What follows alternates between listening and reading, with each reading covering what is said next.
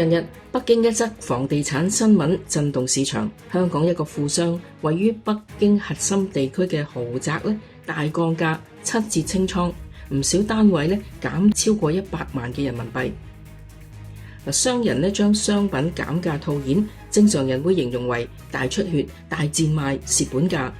不過呢盤生意有啲唔同，因為點減都係賺。2001年呢個發展商只係用7億元嘅人民幣就攞咗北京朝陽區一塊總面積40萬平方米嘅靚地皮，每平方米嘅樓面價就係1750蚊。用港式嘅算法就未計建築成本，一個1000尺嘅單位大概係值175000蚊。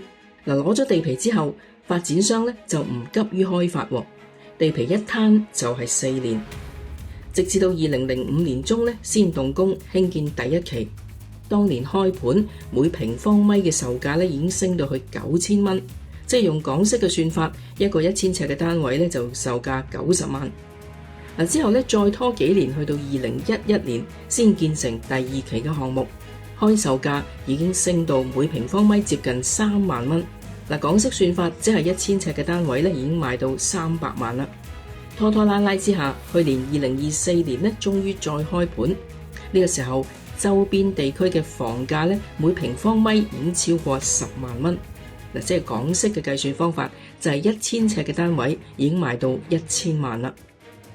地產商一直喺度收割土地紅利，今日7折出售套現只係賺少咗，並冇蝕本呢一回事。呢40萬平方米嘅土地被發展商以碳慢板嘅方式持續開發咗24年。由於呢10幾年內地經濟光速發展，屋苑樓面地價上漲超過50倍，估計發展商透過呢一場24年嘅囤地遊戲獲利超過600%。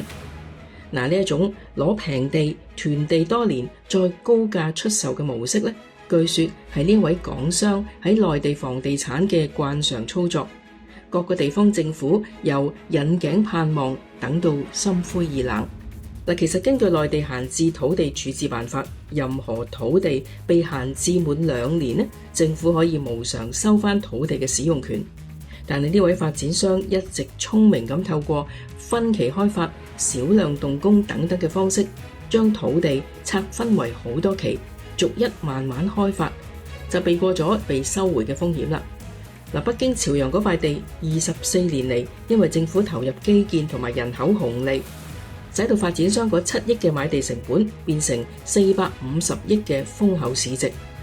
原本政府將地係賣俾港商，就係希望佢哋能夠帶動呢一度嘅經濟發展，咁結果就變成佢等你發展，然後帶挈佢發達。類似嘅手法唔止喺天子腳下嘅北京發生。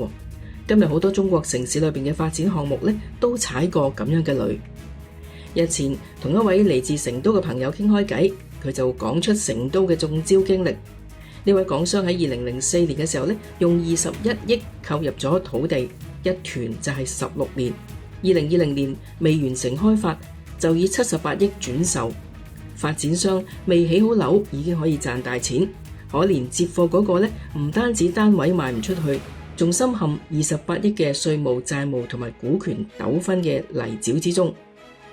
另外，重慶有塊地皮，呢個港商喺2007年以24.5億購入，囤地10幾年之後地價已經飆升到200億。仲有上海啊、東莞啊、大連啊、廣州等等多個樓盤，手法都一樣，都係以低價囤地，等周邊地鐵商場起好晒再高價拋售。咁樣嘅操作在商言商，係非常高明嘅商業行為，但係喺國家發展嘅路上就係成為咗收割城市基建紅利嘅掠奪者。香港流行一種電騙嘅模式，叫做猜猜我是誰。今日大家不妨一齊估下呢位利字當頭嘅港商又係邊個？猜中冇獎，只得慘痛嘅歷史教訓。